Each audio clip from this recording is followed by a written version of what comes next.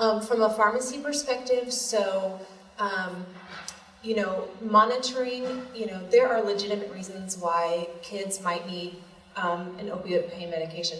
There are also reasons that they may not need them. So just because you get your wisdom teeth pulled or because you have a sports-related surgery or injury does not necessarily mean that you're going to need the level of pain control that you get with an opioid pain medication. And so asking, as a preventative measure, asking, is this really necessary, or can we try something less potentially addictive, less harmful as a first try.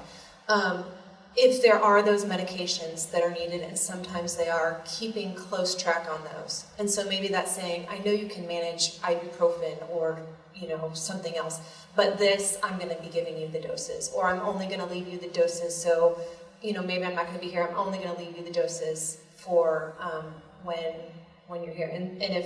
And keeping close track on those numbers of the pills and how many have been taken.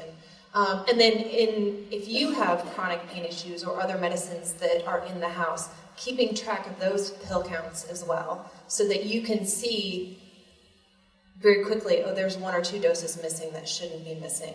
That's kind of how it starts at first. They'll start taking little bits here and there. And so keeping a real close track on those kinds of things. So that's what first came to mind, just from a pharmacy perspective and managing those things. I'm going to ramble. So, changing friends. They've been friends with the same, group of friends for 3-4 years, and all of a sudden, they're not friends with them anymore, they're hanging out with a different crowd. Because the previous crowd didn't do drugs, but now the new crowd does. Missing spoons.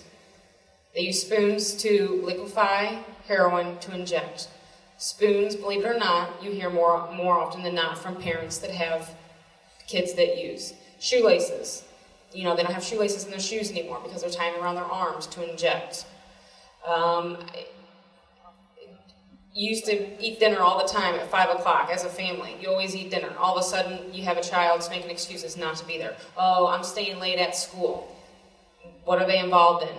Be nosy. Make sure they are going to school. Because 9 out of 10 times, they're just trying to miss dinner because they don't want they don't want mom and dad to see them high. They don't want to, you to figure out what they're doing.